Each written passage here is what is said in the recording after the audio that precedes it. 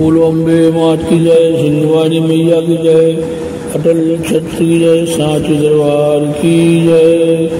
जय माता अम्बे जय जगदम्बे, जय माता अम्बे जय जगदम्बे, जय माता अम्बे जय जगदम्बे, जय माता अम्बे जय जगदम्बे। बुलम्बे मात की जय, सिंधवानी मैया की जय, अटल छत्र सांची दरबार की जय। अगला प्रसंग है श्रीमद् देवी भागवत पुराण में राजा सुरथ और समाधि व्यस की कथा। जन्मेजय ने पूछा, मुने यह बताइए कि संपूर्ण कामनाओं को पूर्ण करने वाली ये देवी सुपूजित होकर पहले किस पर प्रसन्न हुई थी और किसी महान फलभागी होने का सुअवसर प्राप्त हुआ था। सूत जी कहते हैं, राजा जन्मेजय की बात सुनकर व्यास जी प्रशंसापूर्वक महामाया की महिमा का प्रसंग महाराज को सुनाने लगे। व्यास जी कहते हैं, प्राचीन समय की बात है, सुरथ नाम की एक राजा थे। राजा सुरथ का कुछ पर्वतवासी मरीचों से सामना हो गया। देववश राजा सुरथ उनसे युद्ध में हार गए। उत्साहहीन होकर उन्होंने अपने नगर की राह पकड़ ली। वहां पहुंचकर उन्होंने देखा कि उनके प्रधान सहयोगी शत्रु पक्ष के अधीन हो चुके हैं। विचार किया, मेरा दुराचारी मंत्रिमंडल शत्रु वर्ग के आश्रम में चला गया है, अतः इन दुष्टों के प्रति मुझे कभी पूरा विश्वास नहीं करना चाहिए। क्यों भली बात विचार करने के पश्चात राजा सुरथ अत्यंत निराश होकर घोड़े पर चढ़े और अकेले ही नगर से निकल पड़े। यहाँ से 3 योजन की दूरी पर सुमेधा नामक एक महान तपस्वी मुनि का आश्रम था। उन्होंने निर्भय होकर मुनि के उस आश्रम पर विश्राम करने का निश्चय कर लिया। वे फल मूल खाकर बड़ी पवित्रता के साथ उसी आश्रम पर रहने लगे। कुछ समय पश्चात वह एक वैश्य वहां पर आ पहुंचा। उसके मन में भी महान कलेश था। तब राजा सुरथ उससे पूछने लगे, तुम कौन हो और वन में कहां से अकेले आ गए? व्यास जी कहते हैं, महाराज सुरथ की बात सुनकर वह आदरणीय वैश्य अपना वृतांत कहने लगा। वैश्य ने कहा, मित्र, वैश्य जाति में मेरा जन्म हुआ है। लोग मुझे समाधि नाम से पुकारते हैं। मेरे पास पर्याप्त धन था, धर्म में मेरी बड़ी आस्था थी। मेरे पुत्र और स्त्री धन के बड़े लोभी हैं। उन दुष्टों ने मुझे कृपण बताकर घर से निकाल दिया। अब अपना वृतांत बताने की कृपा करें। राजा ने कहा, मैं सुरथ नाम का एक राजा हूँ। डाकुओं ने मुझे महान कष्ट दिया है, साथ ही मंत्रियों ने भी मेरे साथ धोखा किया है। अतः राजच्युत होकर मैं यहाँ समय व्यतीत कर रहा हूँ। वैश्य ने कहा, राजन, असीम दुख से संतप्त मेरा मन भी किसी प्रकार भी स्थिर नहीं हो रहा है। राजा ने कहा, राज संबंधी मानसिक दुख के कारण मैं भी दुखी हूँ। ये मुनि जी बड़े शांति स्वरूप है। अब हम दोनों व्यक्ति इन्हीं से इस शोक नाश की औषधि पूछे। व्यास जी कहते हैं, इस प्रकार विचार करके राजा सुरथ और समाधि वेश दोनों अत्यंत नम्र होकर शोक का कारण पूछने के लिए सुमेधा मुनि के पास गए। व्यास जी कहते हैं, राजा सुरथ के पूछने पर मुनिवर सुमेधा ने उनके प्रति शोक और मोह का विनाश करने वाले उत्तम ज्ञान का उपदेश देना आरंभ कर दिया। ऋषि बोले, राजन सुनो, मैं बंध और मोक्ष का कारण बताता हूँ। संसार के सभी प्राणियों को मोह में डालने वाली महामाया है। भगवती महामाया अनादि है।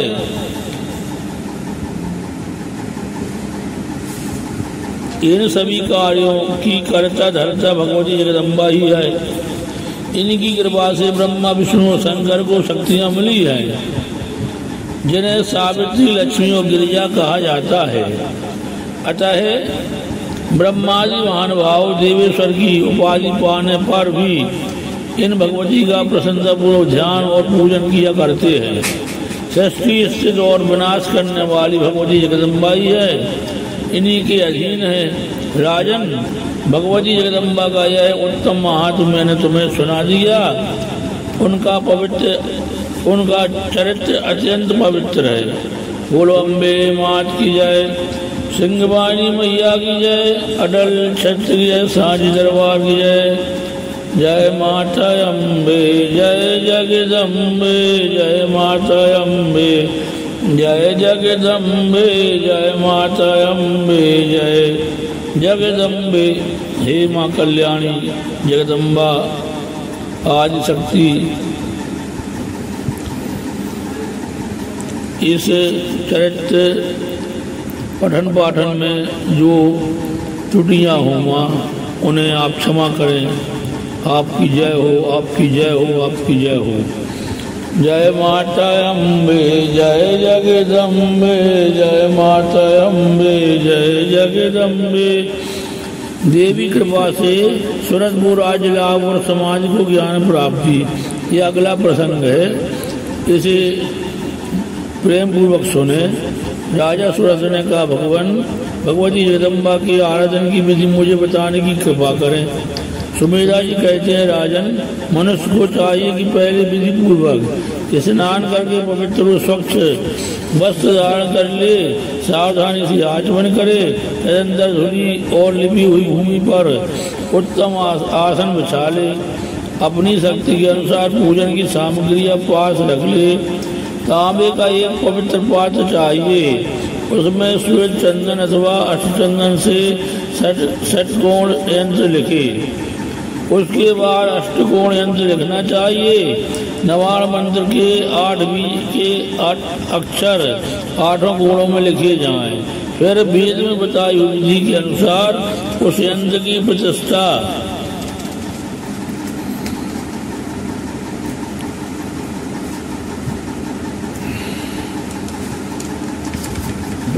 होनी चाहिए। यंत्र के अभाव में भगवती की धातुमयी प्रतिमा बनवाने का विधान है। वेद विधि से विधिवत पूजा करने के पश्चात नवाण मंत्र का जप करे।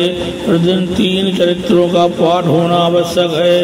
राजन, कल्याण चाहने वाले पुरुष को चाहिए आश्विन और चैत्र के शुक्ल पक्ष में नवरात्र व्रत करे। जो स्त्री अथवा पुरुष भक्ति में तत्पर होकर नवरात्र व्रत करता है, उसका मनोरथ कभी विफल नहीं रह सकता। आश्विन शुक्ल पक्ष के उत्तम नवरात्र में जो भक्तिभाव के साथ करता है, उसकी संपूर्ण कामनाएं सिद्ध हो जाती है। विधि से कलश स्थापना करे। यंत्र को भली बात ठीक करके उस कलश के ऊपर रख दे जहाँ भगवती की स्थापना की जाए।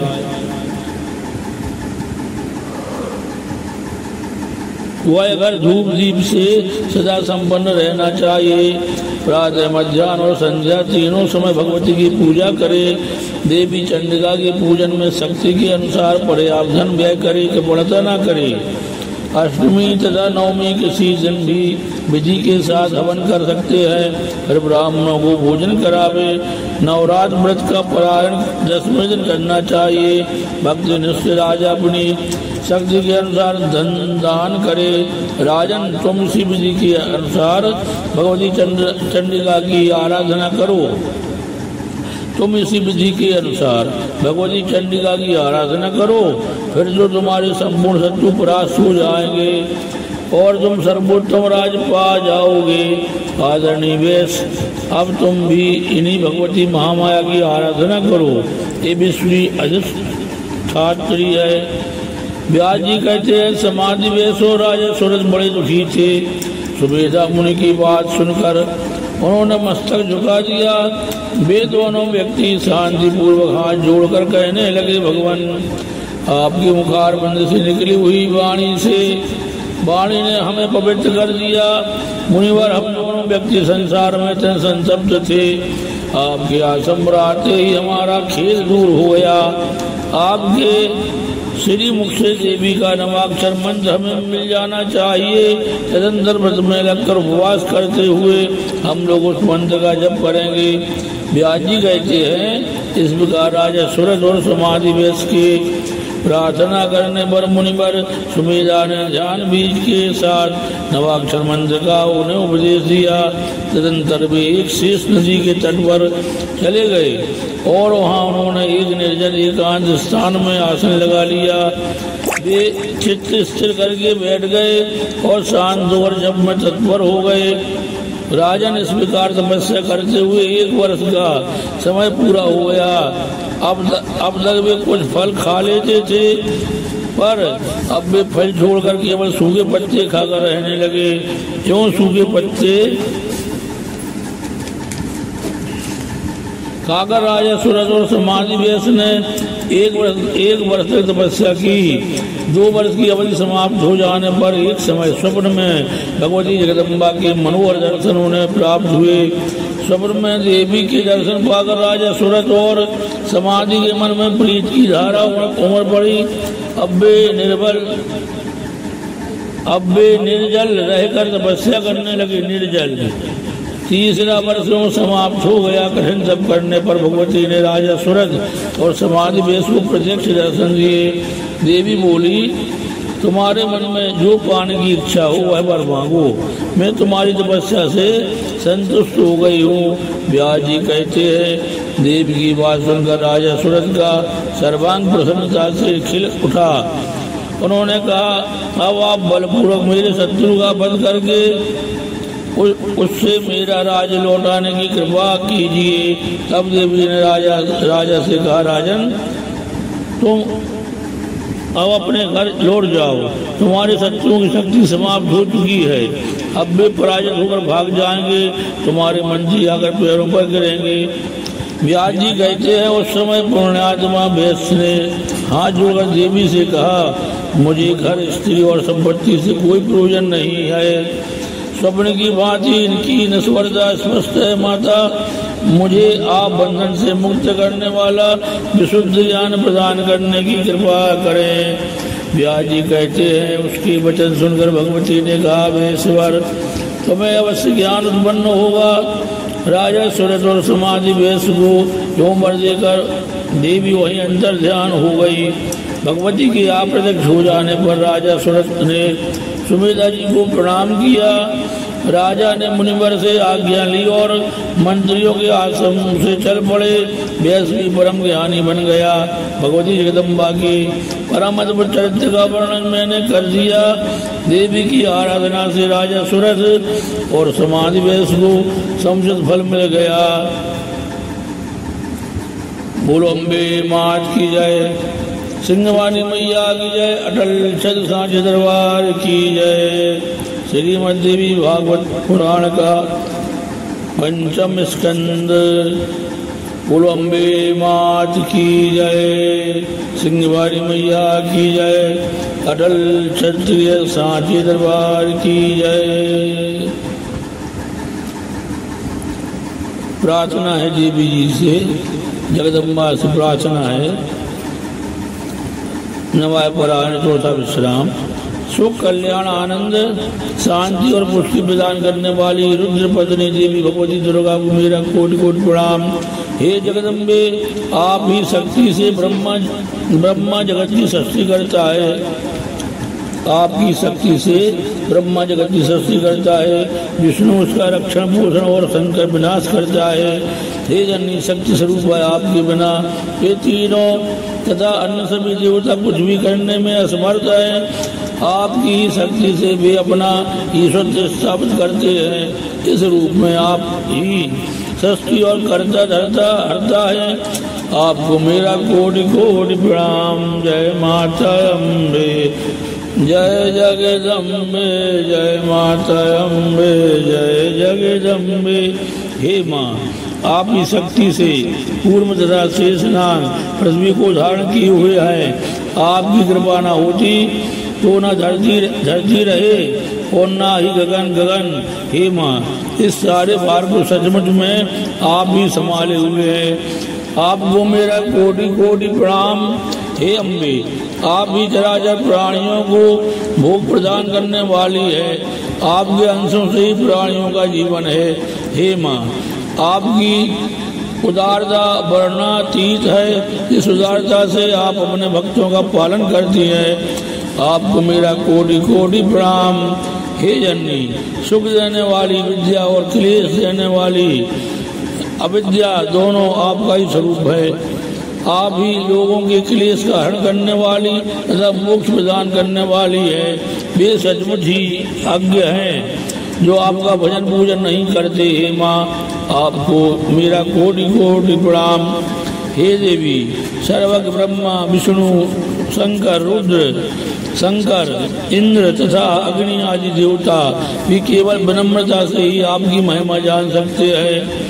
ज्ञान के दम्भ से आप अज्ञ हैं। आपके दिव्य गुणों से देव, धनुज और मनुज सभी विमोहित हैं। आपको मेरा कोटि कोटि प्रणाम। हे भगवती, योगी लोग मुक्त प्रदात्री के रूप में और विशुद्ध चित्त मुनि उत्तम ज्ञान के रूप में आपका ध्यान करते हैं। सत्य यह है कि आपके चरणों के ध्यान में मग्न रहने वाले आवागमन के बंधन से सर्वदा मुक्त हो जाते हैं। उन्हें पुनः माँ के जठर की यातना सहन नहीं करनी पड़ती। मोक्ष प्रदान करने वाली आपको मेरा कोटि कोटि प्रणाम। काल रात्रि स्वरूपा इंद्राणी सिद्धि बुद्धि तथा वृद्धि स्वरूपिणी वैष्णवी माता दुर्गा को मेरा कोटि कोटि प्रणाम। जय माता अम्बे, जय जगदम्बे, जय माता अम्बे, जय जगदम्बे, जय माता अम्बे, जय जगदम्बे, जय माता अम्बे, जय जगदम्बे, जय माता अम्बे, जय जगदम्बे। भक्तिहीनम क्रियाहीनम ज्ञानहीनम सुरेश्वरी यद्भूषम माया जो परपूर्ण तदस्तमे यदक्षर पदवस्तु मात्राहीनम तु यद् भवेत् तत् सर्वसंसां प्रसीद परमेश्वरी। बोलो अम्बे मात की जय, सिंहवाणी मैया की जय, अटल छत्र की जय, सांची दरबार की जय, श्रीमद् देवी भागवत पुराण की जय।